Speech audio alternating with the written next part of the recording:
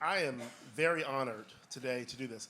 Very rarely, at least in my experience, do we have the opportunity to celebrate people that you've known for a long time, okay? Usually, if you're doing something, you met them a couple of months ago, maybe a year ago, you've been working with them.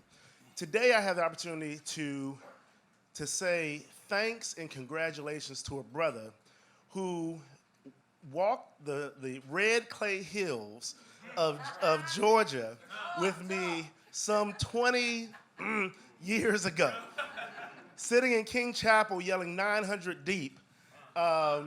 This is a brother who, if we were able to give a Lifetime Achievement Award, it would be perfect because he's the same brother today that he was 20-some years ago. All he is now is just got a better jacket, and I promise you is as fine of a rhetorical speaker as you can find, orator as you can find. But it is my honor to give the first Advancing Equity Award, which we are bestowing on a leader that has a record of scaling effective and innovative solutions for African American learners in grades K through 12. The good Reverend Dr. Jawanza Colvin.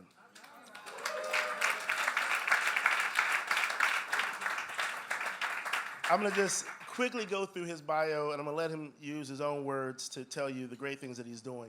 But Jawanza is using the power of the Holy Spirit to change lives, not just spiritually, but also on the ground in Cleveland. As the sixth pastor of the Olivet Institutional Baptist Church in Cleveland, Ohio, he is the servant leader of a 4,000-member congregation. He is continuing the tradition of using his pulpit to build community leaders and being a preacher, scholar, and a social activist. As I said, he is a proud Morehouse man, graduated cum laude. God bless him. I thought it was thank you, laude, but I'm glad to hear. I knew he was working hard in history and religion.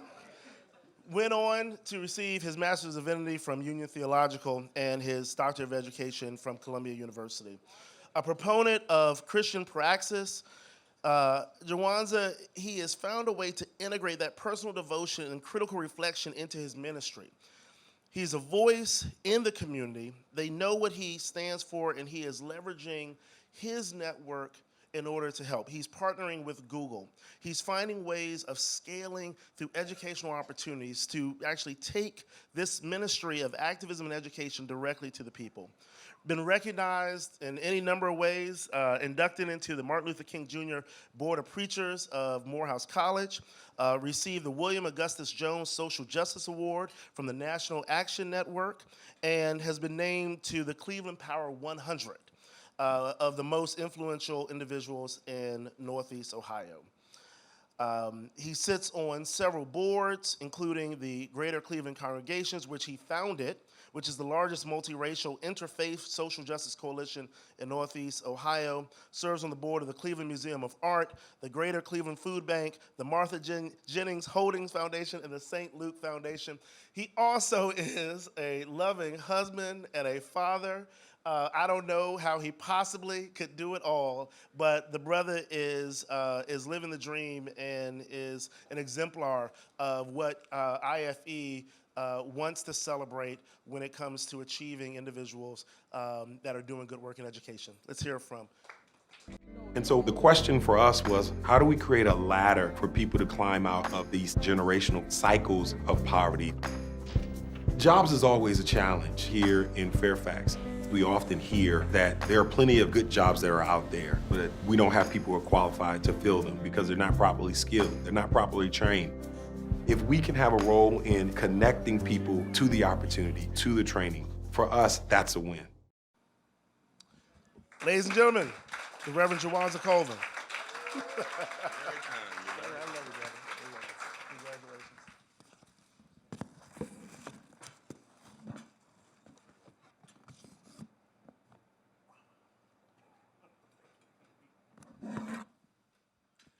First, let me just say thank you for this opportunity. This has been a tremendous experience, and I have to tell my why. My why is because I feel called to use my advantage to the advantage of the disadvantaged. I'm privileged to be in a whole lot of rooms and a whole lot of spaces that many of you, like me, are in. And so I have always tried to leverage my position and my space and my voice for those who can't get access to those same rooms. So for me, my why is I do this because I'm called to use my advantage to the advantage of the disadvantaged. Who was my mom? And so many people have mentioned my mother, who did not have the opportunity to go to college. She did not receive any type of formal collegiate university education, but through a workforce program, through IOC, a gentleman by the name of Leon Sullivan started in Philadelphia, Pennsylvania. She learned how to be a typist and a clerk. And she started at a very in the very early years of a federal government agency known as the Environmental Protection Agency.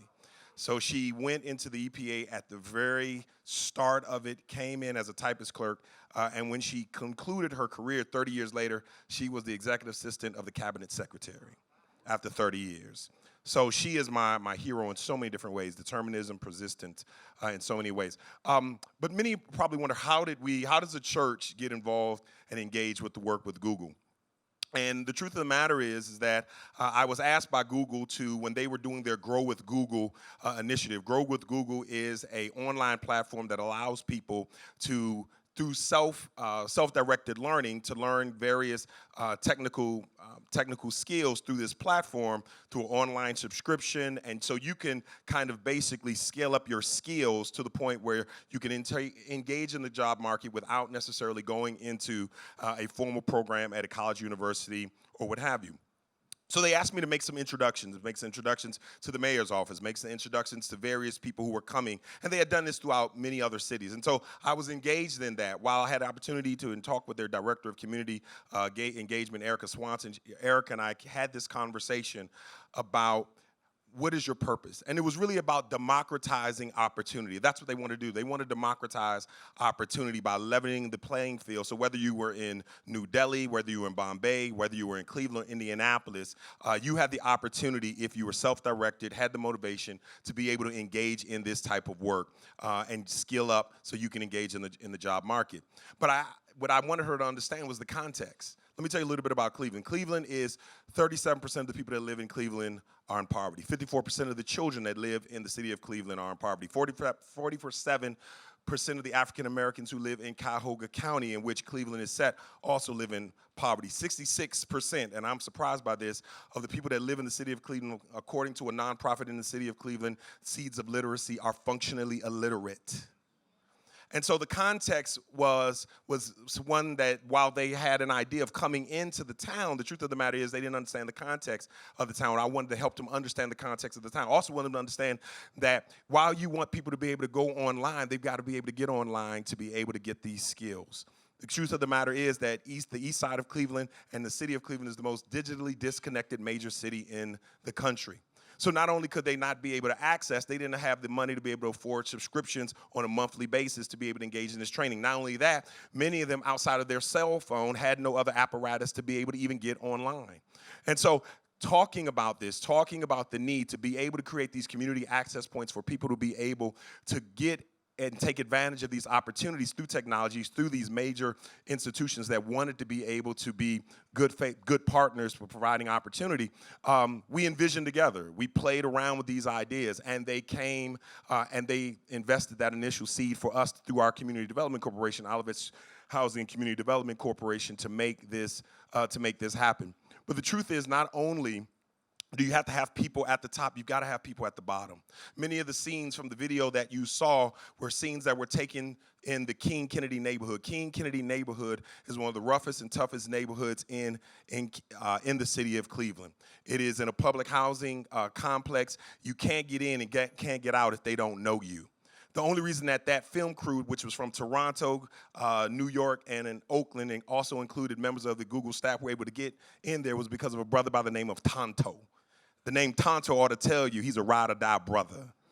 Tonto did about 15 years in the state penitentiary for murder. He's a brother who has come out and has now dedicated himself to nonviolence. So I had to hook Google up with Tonto.